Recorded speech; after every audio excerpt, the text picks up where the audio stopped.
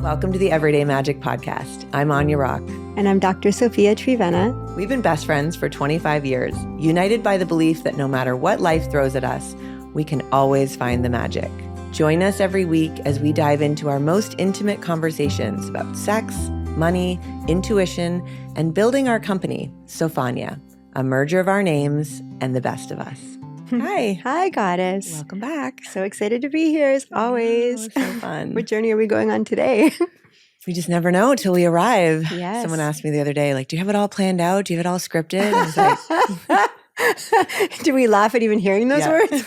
No, we just basically show up, pick our outfits. We're already rolling and we're like, what's happening? What will we talk about today? Mm-hmm.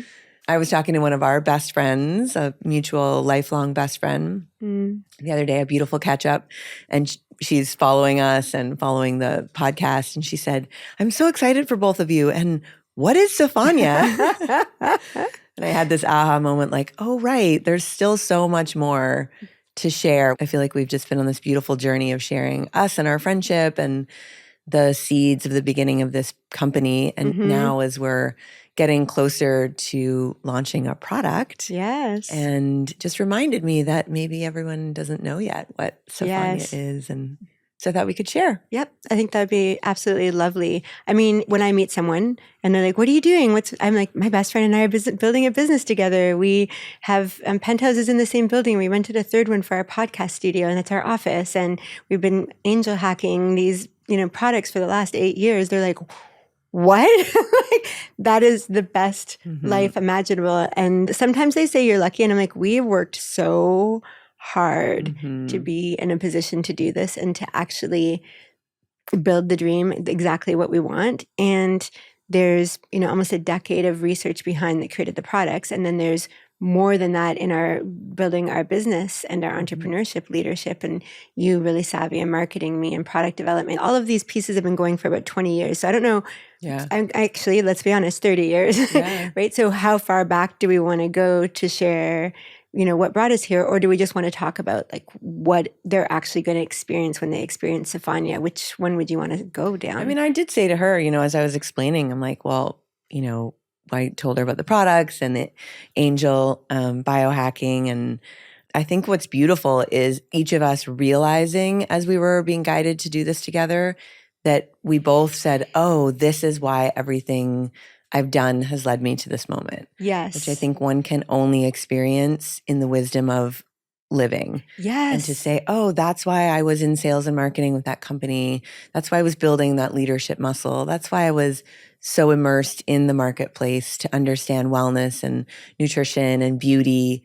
And oh, right, it just makes so much sense. And why you were studying pharmacology, why you were in sales, why you have the education you do, and just to really have those moments. So I think it's worth sharing that as well. Yeah, I think why don't we just start there? I mean, I would love for you to sequentially walk through just the dots that felt connected when we were called to this, and you had the aha of, oh, I'm actually prepared for this because what is that list of because? What is your life and professional experience that you feel prepared you for this? And then we'll talk about the products after. Yeah, I mean, I think the beauty of Sofanya is its products and its community and its spirituality and its science. And so it feels like all of the things that I've been doing, including teaching yoga and learning meditation and being on my own spiritual journey, alongside with being in sales and marketing for 13 years and in leadership.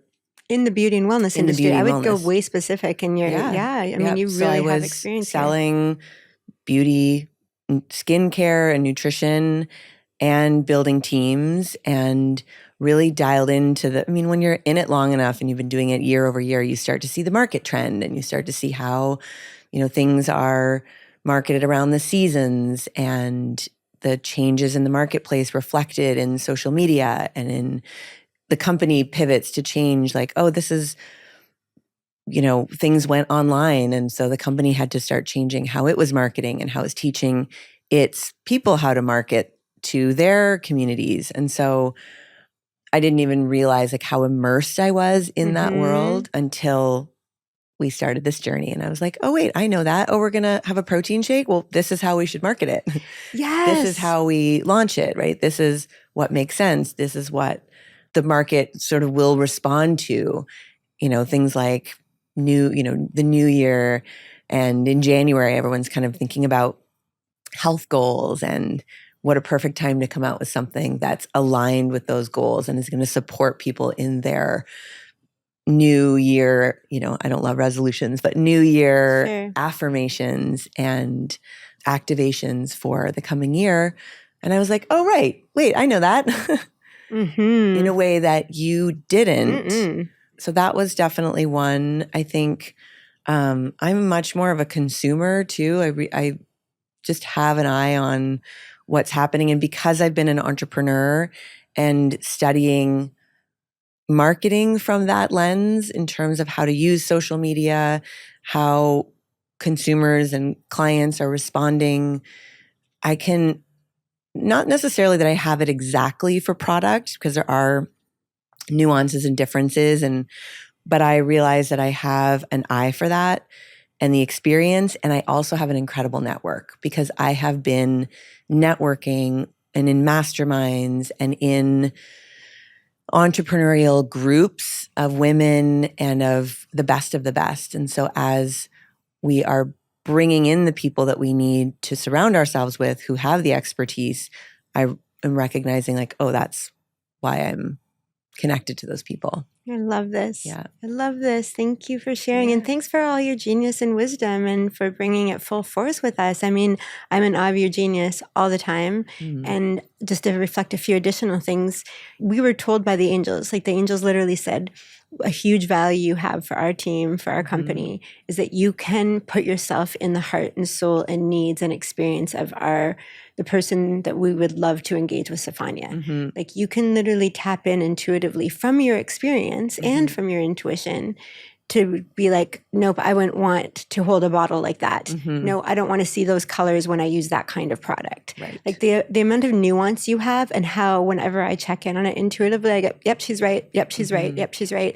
And then we show it to people and they're like, ooh, I see the results of that lived wisdom and intuitive wisdom. And so I rely on you entirely for that, because one of the biggest differences between us, and I've said this a few times, I don't know if we said it on the podcast, but I've developed myself outside of America and outside of traditional commerce, especially e-commerce, and really outside of being much of a consumer in general. And then I've developed myself with the best of the world outside of the US, and you've developed yourself with the best within the US. You know the best people in this country for every single thing we want to do, from product development, from beauty consultants to nutrition, like you know the best. So I'm coming into this culture, into this whole world that I've never really read a magazine or seen billboards. Hawaii, they're illegal to have billboards. I don't have an association with a brand or thought of anyone having an association with a brand until I came here. And now I realize brands mean something to people and why, et cetera. So can you imagine me coming in? I'm having, 50-year-old culture shock, right? And you've been living it the whole time, and you've been living it the way I would have probably lived it if I lived here, right? With heart-centeredness and really a reverence for the innovation and what people stand for and the spirit of which they created companies and why. Like the way that you do it is not shallow to me. It's very deep and meaningful, and you go with what has resonance, and you're helping us make sure that depth that I feel about the products and the hearts that want to fly open from experiencing us, you know how to take that to the actual US market. And I think that's a huge gift. I don't know that there's many people in the world that could do it that way that I could trust. Right. Yeah, I think that guidance we got was really, it helped unlock something for us too, of being like, when we have, there's so many micro decisions to make through this process of bringing a product from idea to development to actual market. Totally. And so often we have like, should we go this way or this way? And then to just know, we can look to me and say, you have the eye for it. You do. And I can look and say, well, this is what I would buy, or this is what I would be drawn to. Yes. And that we trust that intuitively. And it gives, I think, a flow also to our process in knowing we both trust that. Right. In a really intuitive way. Absolutely. Because coming into America at about 50 years old from not being here, and seeing things. I'm like, why are people wearing that? And you're like, oh, it's a cool thing. It means this. I'm like, what? Like, I do not have it. Yeah. And interestingly, I think until like you're a great reflection of the things that we, I think, living in America don't even realize are different. Yeah. Until you go to Europe or go somewhere else and you're like, oh, wait, this is such a culture shock for us to go there. Yeah, I've been living in Mexico. I've been living in Portugal. I've been living in Italy. I've been living in Hawaii. I've been living in Tulum. I've been living in Bali. Right. Like Thailand. I've been living in Chicago and LA and New York. And I've been living in nature vortexes where everyone is talking about their experience in nature, their hike, their surf, their meditation, their yoga. No one's talking about a brand. No one's talking about a trend on social media. Never experienced it once. And then that is the language of this place. And it's so foreign to me. And I realize that it's a real thing and that people actually bond over it and actually can get to know each other's personalities. Like it's a real culture. Yeah. And I think also the lens of having children and especially a teenage daughter. And she keeps me up on the trends, right? And I can see through her lens and through her friends. Sure. I have a very real-time pulse on like what's changing and what are they, how are they being marketed to? And, what are they drawn to? What's happening in the TikTok world?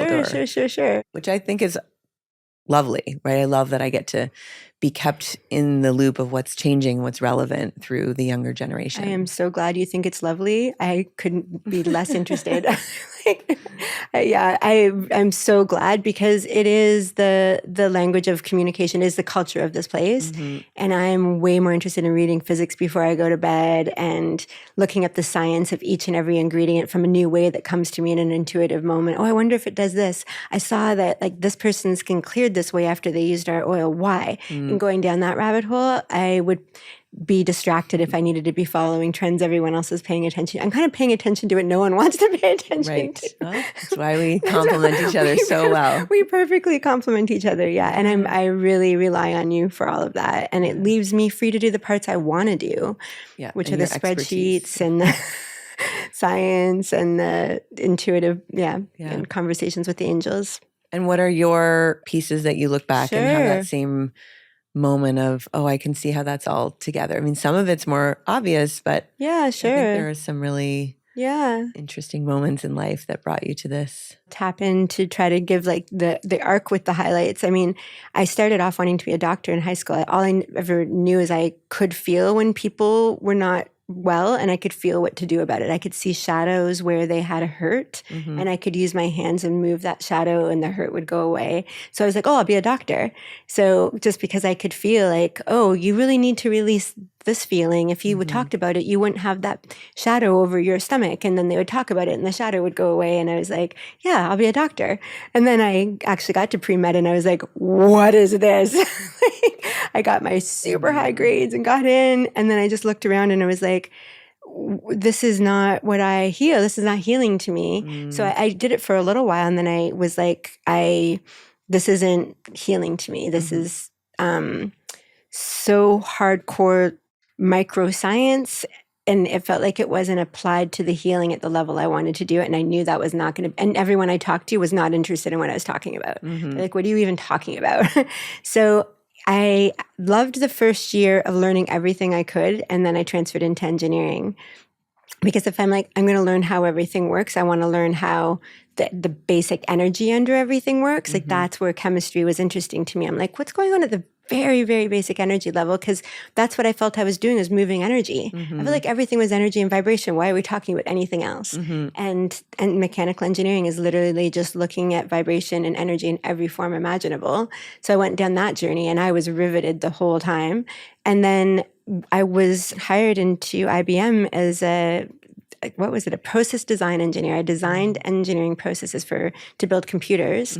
And then NAFTA happened in the late 90s, so the North American Free Trade Agreement, which opened the border between Mexico and other countries. And it was so exciting. We're bringing development there. I got sent in like big, huge jump in position and was sent to set up the processes in a new plant in Mexico. And I got there and realized, oh my gosh, there's only women working here, way too many hours, 7 days a week.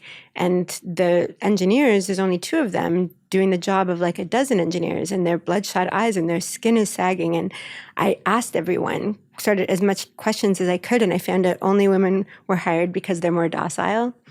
That the 2 engineers that were doing the job of a dozen worked 7 days a week, about 20 hours a day. They didn't go to church or anything anymore. When I went to the leadership and said, why is it like this? Those that were positioned from Canada, they said, Mexicans like to work this way. They're built differently. And I said, that's exactly what people said to justify slavery. You're using the exact same words. This is not okay. They miss their families. They miss their church. This is not okay. Anyone that would listen to me, and I know one would, I saw pollution going into the rivers. I saw pollution going into the sky from the smokestack of our plant. And I remember being invited to an engineer's house, and they lived in a cinder block room with like 4 family members. And then I went back to my hotel that was literally covered in gold with chandeliers. My room was about 1,000 square feet with glass with a big balcony looking out. And I walked out into the balcony and I saw the smokestack of my plant. And then I saw them rising from plants all the way to the horizon in every direction. And I just was pouring tears. I was like, this is just opened up the borders for exploitation. And that's when I devoted my life to like, what would the opposite look like? Like, what if we did business in a way that we actually honored every single person, that those women did get liberation into economic means, but they did it with dignity and with the opportunity to have babies and be well and be at home in time to have dinner with their families and to be with their culture on the weekend. Like, it doesn't have to be like this. There's lots of people, hire double the amount, make them work half the amount. Why this? And so that's how it all began for me. And I devoted my rest of my life up to doing my PhD on it. And in terms of having lots of small companies where I did everything exactly the way that I thought it should be done. I made sure that even 15, 20 years ago, that all my staff were paid $15 an hour, and every staff, even part-time, had healthcare. And I built my business model to make sure that that would happen. And when I would bring it to clients, they'd say, this is a higher price. And I'd say, here's why. This is how I'm paying people, and this is how well they're taken care of, so that they're going to stay with me. There's not going to be turnover. You're not going to have to have me find new people all the time because they're disposable in transaction. We're building a relationship. They're devoted to the mission. And it was true. We had the most productive team. We were able to do twice as much with the same number of people. So the money all made itself back. And because of their passion, we did such an amazing job that the numbers that came out the other side of what they got from our value was well worth it. So people paid the premium. So I'm always like, we can make business models that work in a way that honors the sacredness of every single human that's giving their life force to create something. So that's the foundation that leads up to my PhD, which basically created a book that chronicles all those principles. And then at the same time as that book was published, we got guided to create Sofanya. So that's my background. And just, to put a fine pin on it, right? We are building this company using those principles. Exactly. And our vision is to be a company that can be modeled, right? That people can look and say, okay, there's an example of how it is possible. I love it. So we say in Sofanya that this is a business that models centering the divine feminine in business. And people say to us too, what is the divine feminine? Yeah. So why don't we touch on that before we go to the products? Sure. What would you say to that if someone said that to you? Well, I also know that as much as it's about the divine feminine, it's looking to nature. It's looking to the natural rhythms. Do you think they're the same thing? I think they're overlaid. Like, I don't think they're exactly the same thing, but I think they're deeply connected. That in nature, the divine feminine and the divine masculine are in harmony. Yes, that's true. And we look to nature for rhythms, and we look to nature for, things like the cycle of death and rebirth and letting go. And, every spring, it looks like nothing's happening, and then one day everything blooms. And like our company. Yeah. Literally, I said to our marketing person who's helping us with so many things behind the scenes, and I was like, it feels like nothing is happening and everything is happening. And she was like, that's exactly how it's supposed to feel. That's exactly right. And we can look to nature and be like, oh, it's just a gray day and there's no buds on the tree and nothing is happening, but those cells are all working quietly underneath the surface. And then one day the flower is there and we're exalted over the beauty. Sure. And that is what's happening. So to me, we all have the divine feminine and divine masculine, and many of us have centered the masculine, the doing, the more structure and pushing. And in the divine feminine, it's also looking to our intuition. It's looking to receive. It's looking to be in flow. Right. And how we can do that in business, I think, is a difficult transition for a lot of people, right? How we do it in our personal world feels hard enough. Sure. But then also, how do we have flow and intuition and also structure and the masculine holding all of that creativity? Love it. Beautiful. Beautiful. Did that answer the question? Yeah, I think so. How do you see it? Well, the way that I see the essence of the masculine and feminine energies, the way that I've been taught by the angels, is that they're both a divine consciousness, but anything that's divine consciousness in form is masculine, and anything that's divine consciousness in flow is feminine. And so when you have the two of them together, it's perfect, right? We are a perfect example. We are flesh and we are body. We are, we are form, and we also are creativity and intuition and energy and movement. And those are the things that flow. So that's the primordial energetic differences. And they're both aspects of divinity that we want to embody. And anytime we are holding and we are directive and we are in action and we are taking something into form, we are enacting the masculine. And we need that in business. And what's happened in business is we have a lot of that, and we don't have the feminine part, which is using intuition, which is bringing in emotion, which is allowing emergence unknown in the path. Everything is so planned that she doesn't have a place to get in. So it can create the stifledness, the stagnation, the lack of life force, where, people often talk about the toxic corporation environment. Not all of them, of course, but whenever you squeeze out the feminine, you basically have a stagnant system without life force in it that's just mechanically pumping out the next step, but it doesn't really have the creation and emergence and emotional engagement of those that are passionate about it.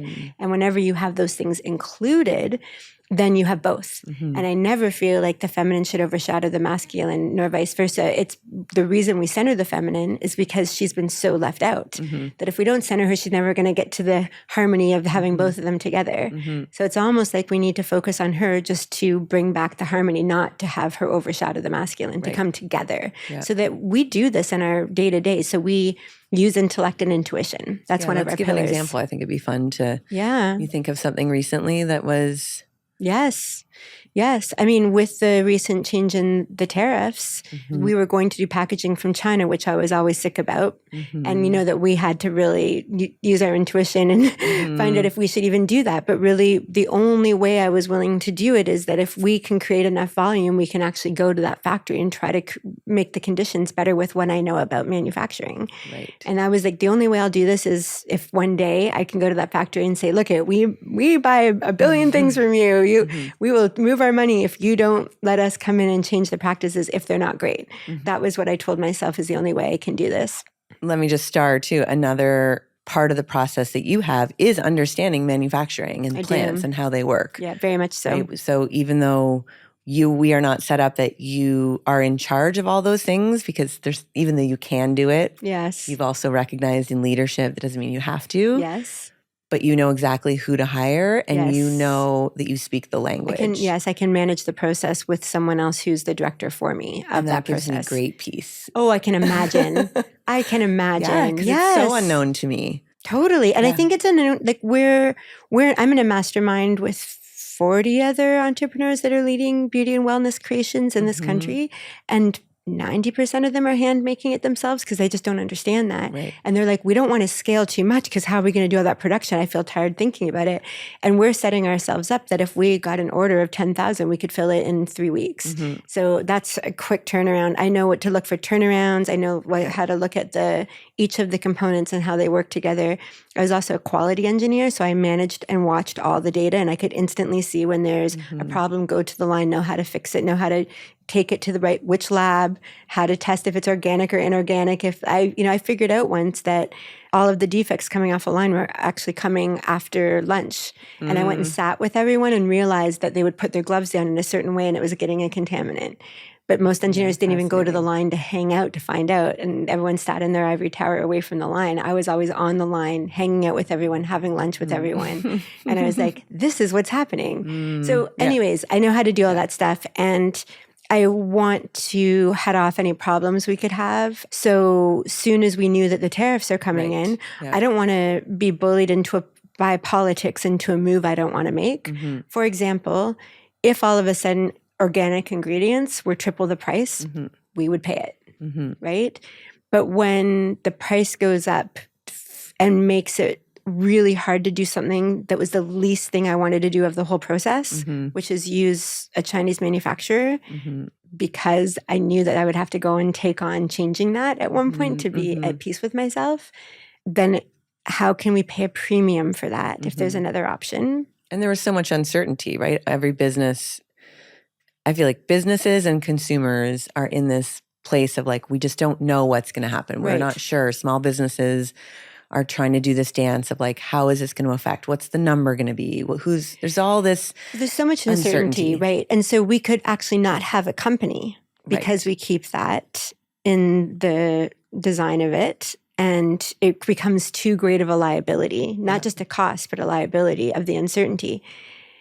If it was the jewelry manufacturer we're working with in Thailand that's women-owned and run in a way that honors with dignity all the women that works there and gives scholarships to their children and lets them take maternity time off and has yoga and meditation every day, and all of a sudden there was tariffs that were going to make it 300 or 400% more, I would figure out a way to still work with them. I would make the earrings like more. The two liabilities on top of each other were. Yes. Yeah. And I remember you saying, what I really want is to not have to deal with this long shipping and all these things that are unpredictable. I would love something that was close to home, that we had the ability to order. It was just like I could see you kind of like future visioning what you wanted. My dream. Yeah. Even in the B Corp certification, which is the gold standard global certification for a sustainable business, it asks you how many miles away are all your suppliers from your head office? How far do your products ship? So when we add China in, that number goes way up and we lose points for our certification for good reason. And there is a whole local first principle in my sustainability curriculum I taught as a professor. There was 7 principles and one of them is local first. Try to keep everything you're doing close just to global warming for transport, et cetera. And then we were told in the beginning, because I just want to address it, we did look at it and we were kind of told. Look at what? U.S. manufacturing. Oh, we were just told like it's impossible. There's nothing here. Right. Well, they showed us the options we had and we're like, we can't sell this product. So it made the company not viable. So here's another thing is our manufacturing advisor was like this, you have the U.S. market or you have this, basically they're your choices. But I always have this feeling that if you really want something, you really go looking, you're going to find it. And all of a sudden there's a big motivation to find something different. And I always wonder this, and you'll watch this as we keep doing this process when people are like, it's just not possible. I'm always like, really? I've sat on panels where people say, there's not enough of these companies to invest in that are these B Corps or these, sustainable companies. So we have to invest in the old things. And then I'll pull out my list and I'm like, what about all of these companies? And they're like, oh, I never heard of them. And I'm like, well, you find what you go looking for, right? So I always remember being on a panel and saying that and having my list of like, these are the companies that are making more profit for investors in their industries that are the type of companies I'm talking about. But you never found them because you don't believe they're there. So I always wondered that about the packaging. Is there really not other packaging? But I couldn't find others either. But lo and behold, when this happens, all of a sudden we find this other packaging that makes us have a massive pivot. And it's manufactured in the Netherlands. And actually, European manufacturing is some of the best in the world, better than American and North American. Even when I worked in Toronto at the head office of IBM, they would hire people with the dangling carrot of give us a year and we'll make you permanent. And then that year they would burn them out. And I would talk to women on the line that said, oh, my child's homesick. And I was like, how's it going? How's your daughter? And, oh, she's homesick. Oh, do you want to go home? Oh, no, because then they won't hire me full time. How many days have you been here? When's the last time we saw her? It's okay. It's been 4 days. Her older sister's with her. It's okay. This is what I saw all the time. It's really close to home for me. So I was like, this is why are we doing this to people? Why not just hire more people? It always bothered me. So anyways, the statistics now, modern, are that every 6 months, company turns over their entire below management workforce. That dangling carrot of you'll get permanent status is actually denied to everyone, a whole factory twice a year. So that's the average in the world except for Europe. Europe, the average is like 20 years. You get into a manufacturing, it becomes your home, you're treated like family, you're given the proper benefits, not always, but in the statistics, if you look these numbers up, they're wildly different. Many, many years in Europe, 6 months in most other places, and China way worse. So do you go and save a whole industry in another country? Is that what we're here for? I want that to happen. But what opportunity cost of the other things that we're meant to be doing here? And then also, there's a big philosophy in the philanthropy world is that you work on issues that are close to home. Like, who am I to go into China and say, I would have to because we have production there. But is that my purpose on this earth? And when I feel into my desire would be to model the best possibility, which is to work with the manufacturer that actually honors their people in both our jewelry and our skincare and our nutrition, and have everything be as close to home as possible. All of our skincare is made a driving distance away by one of the only woman-owned manufacturing plants I've ever heard of, with the most lovely leadership team who we rewrite each other and just say, thank you so much. I'm so excited about this. We're going to create the best thing. This is such great innovation. Thanks for being a great team. Can you jump on a call to review natural? It's just incredible to work with these women that are running manufacturing. So we're modeling all the things that we love. So I've always loved to model the possible more so than try to fix what's the opposite of what I believe in. But I'll do it if it's part of the process. It's not my favorite. So we're pivoting to a new bottle. Tell us all about it, because you were the one that said, I really like this bottle. Yeah, it was an interesting, it's a very different bottle. And because we were going for white frosted glass with gold Angelic. Yep, which we both felt really aligned with. And then you said, this is the, option that our manufacturing consultant sent us. And I looked at it and I went right down to their Instagram. They have it on their website. And I was like, oh, there's something really beautiful about these. It's very apothecary. It's a different aesthetic. But again, something drew me to it. I thought, I think we could do this. And then we went back and forth a little, like, absolutely. Is it too dark? How's it going to land? There's such a change because it's a deep purple that looks almost... Well, it's violet. Yeah, violet. It is violet. And what's cool about it, though, is that it actually uses science and uses, which I was like, that's going to be a win. When you said to me, you know what, I'm really leading towards the violet glass. It's science in the bottle. I was like, oh my God, I'm rubbing off. This is incredible. And then there's a photo they have of like the Egyptian Sphinx and like how this glass has been used through time. It was like, are there... the Egyptian priestess in you was like, yes. Do we need any other proof that this is meant to be? And then on the website, they showed labels over top of it and it said goddess. On the website in our color.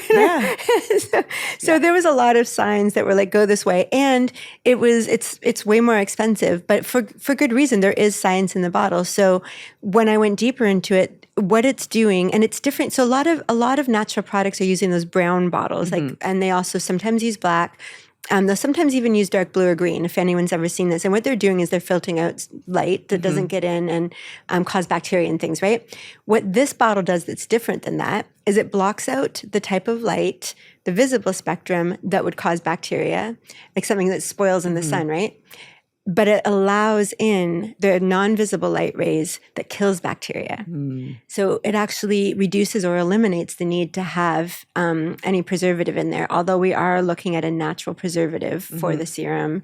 For the oil-based, we don't need any preservative, but for water-based that holds hyaluronic acid, which is in our serum, it's the only way we can do it with water, we're looking at a banana leaf extract, a natural one, but we can use way less because of the bottle. It's just really interesting how it all works together. So, and those bottles are really I don't know, like just the sort of light coming through in the purple. There's something about it. And there's something grounding about the dark. Like it's like a womb space. Yeah. And we had just finished some of our marketing.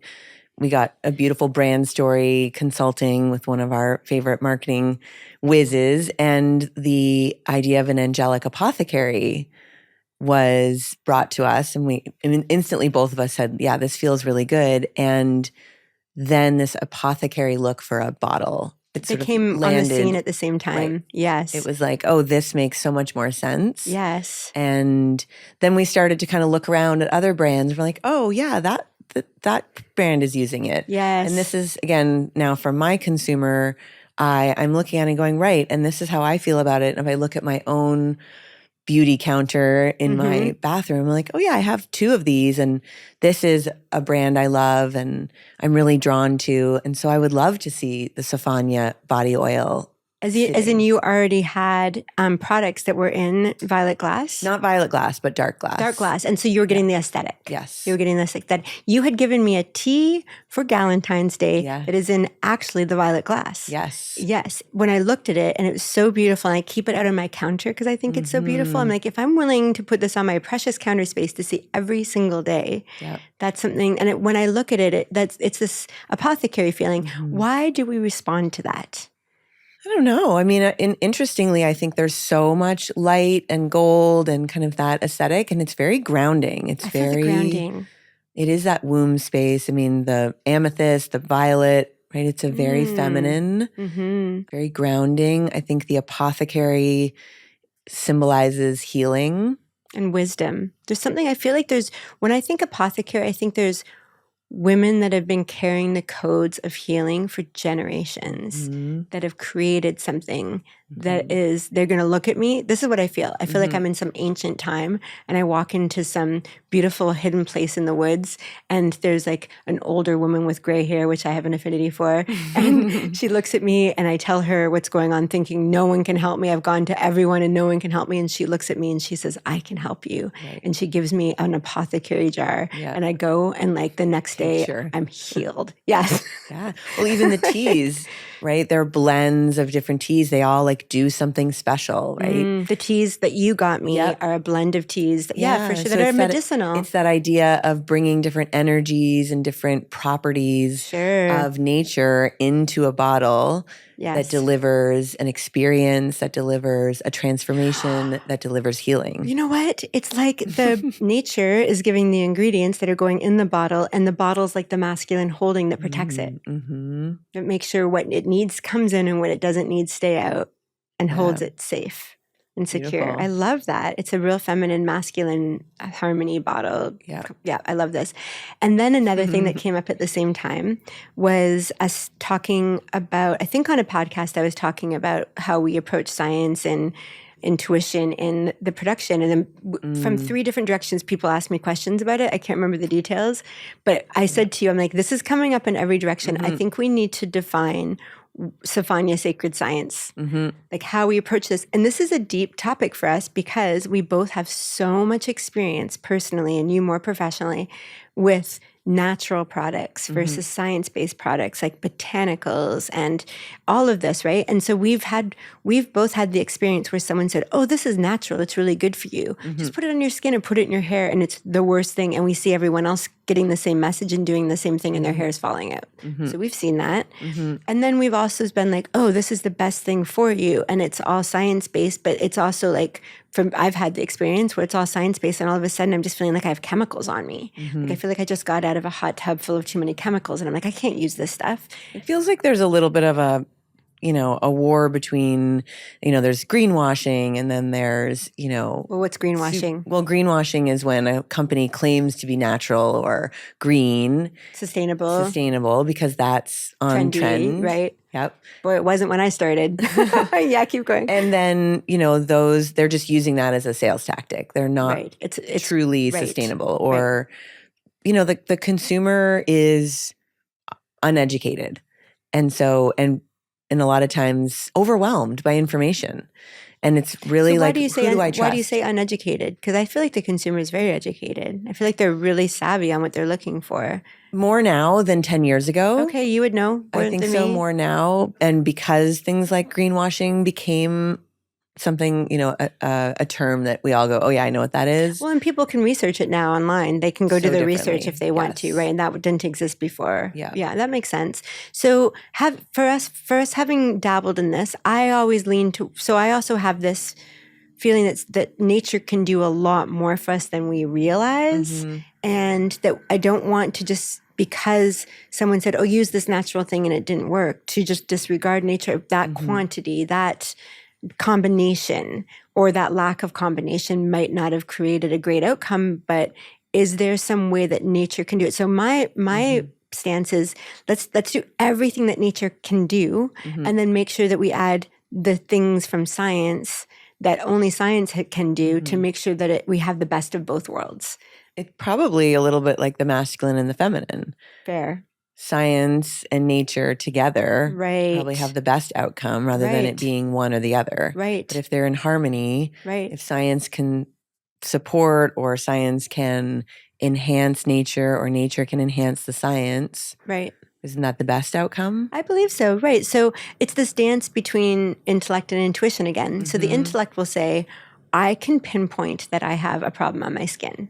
And then the intuition would be, give me 3 signs in the next 3 days about what ingredient should be in it. And I would have 3 people mention the same ingredient. So I'd add it to my list until I had a long list. And every time I got an ingredient or got guided to something, I mean, I remember being at a conference on a panel with a CEO of like a bank, and we talked skincare afterwards and health. And she said, oh, while you're in the city, go to this natural pharmacy, ask for this woman and ask her to do what to do about those 2 things, your skin and your sleep. And I went and I followed this is what I've done all over the world. And when I got there, she's like, you need this ingredient, which is now coming out in our protein shake. And she said, and you need this on your skin, which is part of in our skincare. And I tried both of them and they did the thing that she was talking about. And that happened in one ingredient at a time. And then the angels would say, this is how much. And often they subscribe less than what the normal dose is. It's more of a micro dose. It can still do a lot when it's put in combination. It doesn't need to be that potency. So anyways, I would always go and take I use almost my own personal reflection of science, like making an assessment of myself, using myself as a testing ground, get really focused on the question, get the field to give me answers, then go and research science afterwards while I'm simultaneously trying it out for myself and with other people around me and my clients. If I were to say what Sofanya sacred science is, I would say we're using our own experience to pinpoint a problem and test a solution to make sure that we physically, viscerally, et cetera, experience something in a way that we hope anyone that tried the product would also have the same experience. So there's like the personal, then there's intuition, bringing out of the myriad millions of possibilities, either a natural ingredient or a science ingredient, science-created ingredient, but as natural as possible and only going not natural as in nature didn't absolutely create it. But we have a few key ingredients that our products would not be the same without them. And they are definitely made in a lab for sure. So, and they're completely non-toxic. They're the most studied ingredients in the natural remedy world. So they're very safe and good, but they're still made from science. So, we have intuition or the field guide us into certain things. And then we use science, actual studies, not scientists, not who said what, but actually getting every single placebo controlled, triple blind randomized test. That is the gold standard of test. So those 3 things, you can find studies that are done by a third party from anyone creating or profiting from that. Right. So just talk about for a second, this idea, as we've talked about this in conversation of the studies versus a scientist. Yes. Okay. Because so someone will say, but this scientist looked at this study and said, I should, this is, this is right or this is wrong. Right. As a seasoned scientist, I worked for 2 companies that were selling pharmacological products.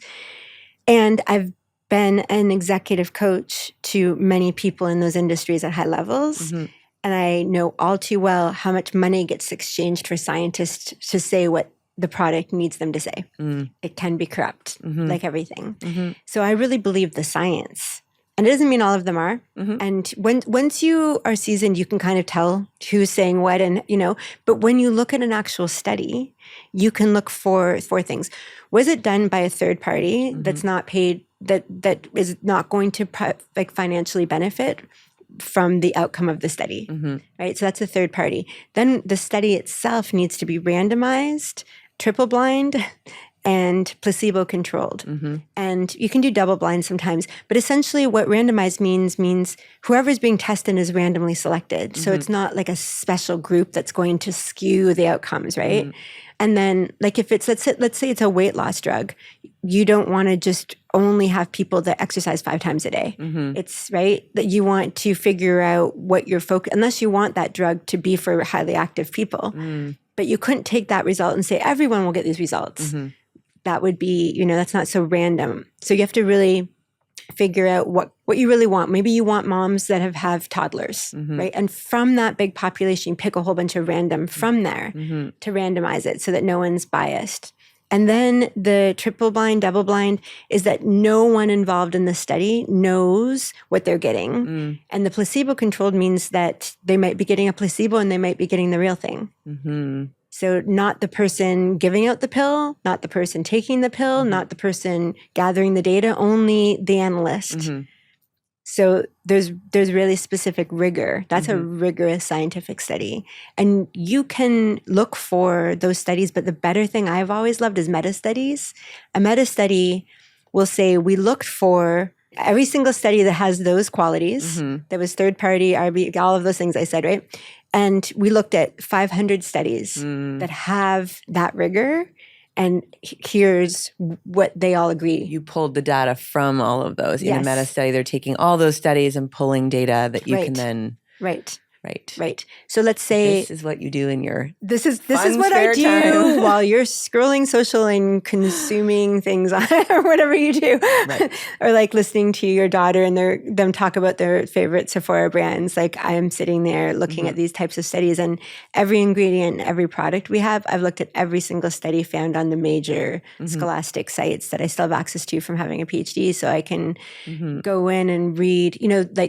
One ingredient in our shake, I was told, would calm the nervous system. And I found a study that looked at every single city in the world that has this in the natural drinking water and compared how the population function in terms of calmness, as in the amount of gun violence, amount of people that reported depression or anxiety, a number of suicides, number of missed days at school. They had all these numbers. And basically, if every single milligram more that the drinking water had of this, the lower those numbers were. It was a direct correlation. And they looked at hundreds of locations, hundreds of cities. And so I was like, wow. And so this study concluded that this does cause calmness. It does take away agitation, anger, getting charged. And so it's one of the components in our shake that I tried on its own. It was the very first one that was given to me by the angels. And when they told it to me, I'm not going to share it right now, but when they told it to me, I recognized it, but I didn't recognize it as a supplement. I'd heard of it for another use that has nothing to do with nutrition. And I'm like, why would we eat what? And they said, no, it actually is found concentrated in the skins of fruit. You need this many milligrams. They told me 10 to 20 milligrams. I could not believe it. I went and looked it up. It comes in exactly 10 to 20 milligrams. You can get one or the other, and it literally is concentrated in the skin of fruits. So what they told me was perfectly true. And I said, well, let me take it and see if it calms me. And I took it, and my whole system was so relaxed. And I was like, and then I read 15, 20 studies on it, and all of them agreed. And one of them was that this is naturally in the drinking water. So studies over scientists. My preference is, and unless you actually look at the scientist and find out who's paying them and why, and I'm definitely not going to say that scientists for every single company are just being paid, right? But I will say that when I hear what they say, I go look at the studies, and then I compare it to what they said.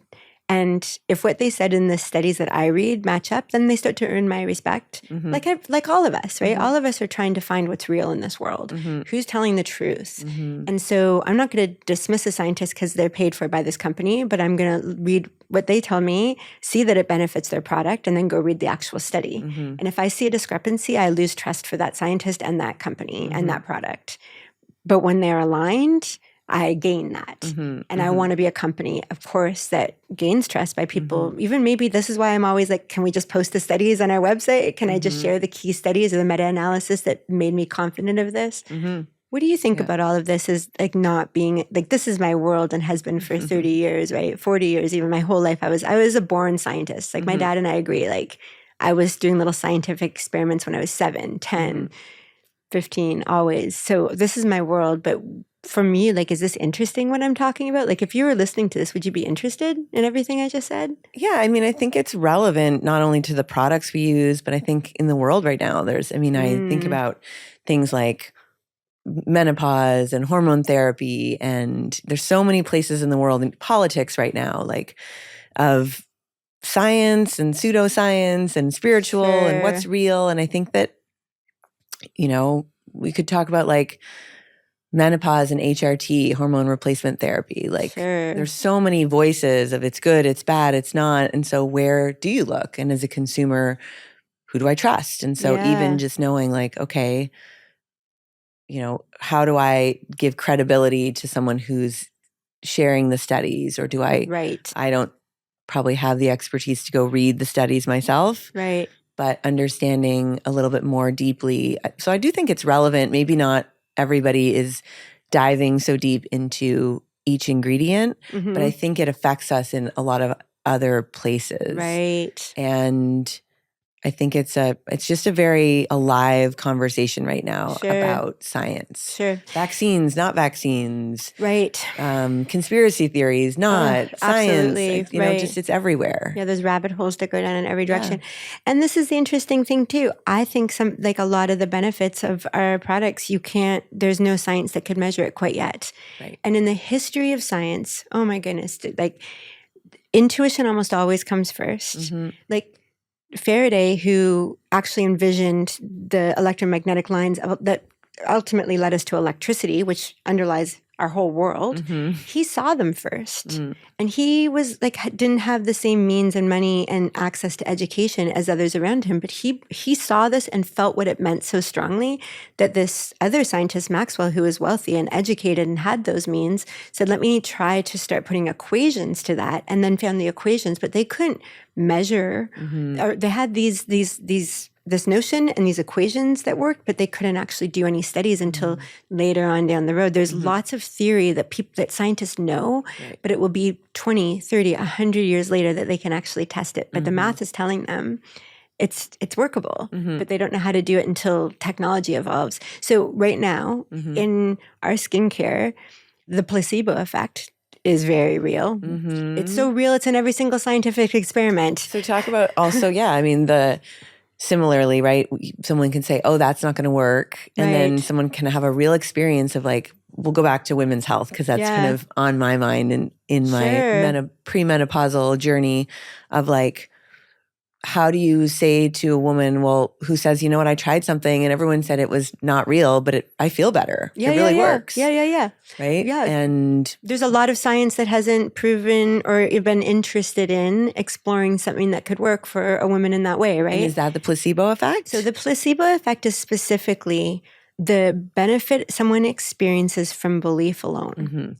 And so they want to rule that out because when they want to see if the actual molecule I put in your body has efficacy, if it creates a measurable result, independent of whether you think it's going to. Because if you think it's going to have a bigger effect. Right. When I read this in pre-med 30 years ago, I was like, oh my God, our beliefs heal us. Right. And everyone else was just like, I'm like, this is great. This is what we're going to learn about how our beliefs heal us. Yeah. And they're just like, make sure you rule that out because that's just something you don't want to look at. I'm like, why aren't we looking at that? Right. So and Joe Dispenza's, all his work is built on you actually do heal yourself by the belief you can. Right. And I believe that a lot of people's work I think many doctors I meet in many capacities, because my sales jobs were in medical fields. And so I talked to a lot of doctors, and they would say to me, well, even when I had my own back surgery, he was like, how much do you believe that this is going to work for you? And I was like, I really do. And he's like, that's the most important thing, right? It's everywhere. Yeah. If you just think of any medical thing, when your mom was in the hospital, like some nurse, someone was saying, keep their spirits up, right? Keep them focused on what they're going to hold their grandchild. Like you can't put the science in a box. I don't believe so. Without also, that's the science and the spirituality, right? That's the body and the effect of our mind and the science. And instead of them competing, they actually can inform each other. I believe so. And I believe that there's more physics to it than we know, in that the whole medical world will say, rule out placebo to make sure what happens is really due to that, that intervention of the medicine, the thing we're patenting, right? And then Joe Dispenza and others that are into the placebo effect will say, let's really work with the placebo effect. And I mean, there's this incredible movie called The Source. It's a recent documentary about scientists that are some of the most rigorous, like they are known for scientific experiment design. That's their PhD expertise of how to design a rigorous scientific experiment. And they set up right before they go for a week with Joe Dispenza in meditation, and all he trains them about belief and healing. And then they measure everyone afterwards on all of these biological indicators.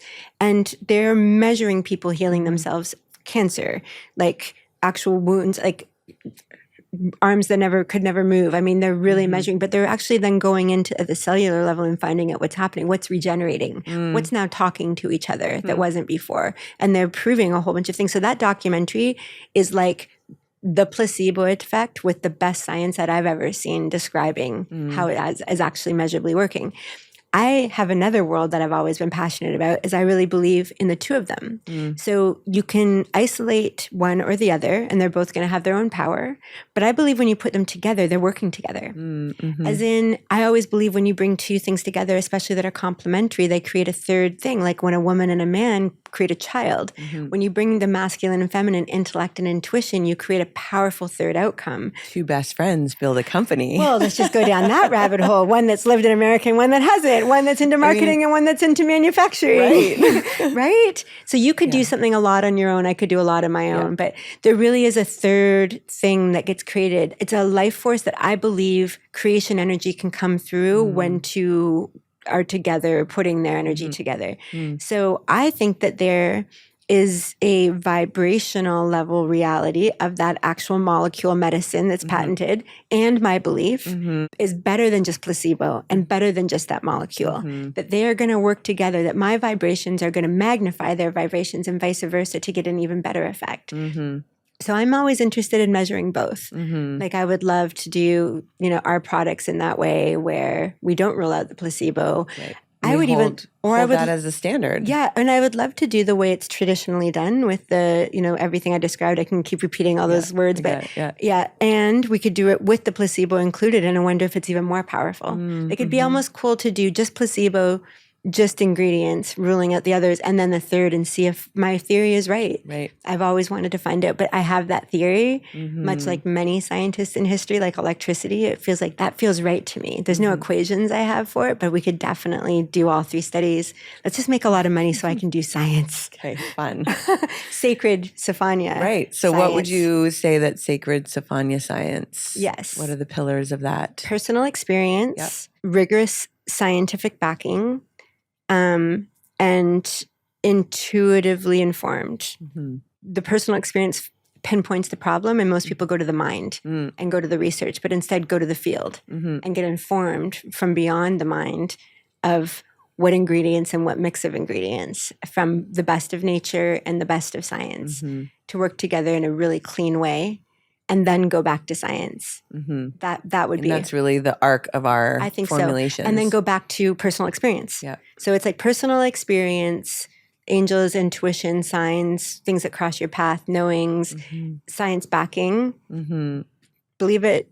And so once the science says, oh, that is safe for that, it does do that. That does exist in those quantities. Like then create it and then back to ourselves. So it's a circle. And back to other people's experiences, and right? Which trying it personally. So it's like personal, angels, science, personal. That's the Beautiful. That's the I can see the marketing Do diagram already. Yeah. Really? Yeah. I see a scientific schematic. Perfect. Together, we're unstoppable. We are creating a third thing that hopefully everyone will feel. And that's why we have infused with the frequency of love on our actual bottles, is because I actually believe the energy that we put in of the love of this is going to be actually vibrationally in every single bottle. And the angels have been training me to be able to hold my energy in a frequency that can affect physical things, that when people are around me, the water tastes different. The skincare they have works better. Like I've stayed with a friend for a week and she's like, when you were here, my skincare worked better. And then you left and it didn't work as well.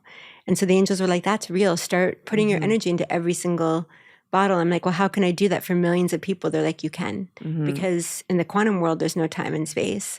Just have the intention that frequency of love, that divine frequency that you've cultivated and worked so hard for and healed yourself and got rid of the trauma so you could hold it, so you could do these sessions for your clients, et cetera, and you can hear us. Just believe that that's in every single, and I'm basically baking the placebo effect into you. And now you are too. And our Goddess Council of Investors and every person that picks up our bottle is contributing to that field. So we have 1 million people using Sofanya. It's 1 million people circulating 1 million hearts love. Sophanya Sacred Science. I love heard it. Yeah. You heard it here first because we just figured it out together. Yeah. I don't think we could have figured this out when we started a year ago. Right. Yeah. Each pivot, each redirection has given us new insight, and we've been informed by the field, and I think that's the journey. Yeah, it's been beautiful. I agree. Oh, thanks, Goddess. That was fun. It was fun. I hope everyone else found it as fun. Tune in for the science. Thanks for being on the journey with us. We'd love to have you as part of the ongoing conversation. Join us on our socials at Sofanya Beauty and join our email community at sophanyabeauty.com. Don't forget to like, follow, and subscribe so you don't miss an episode.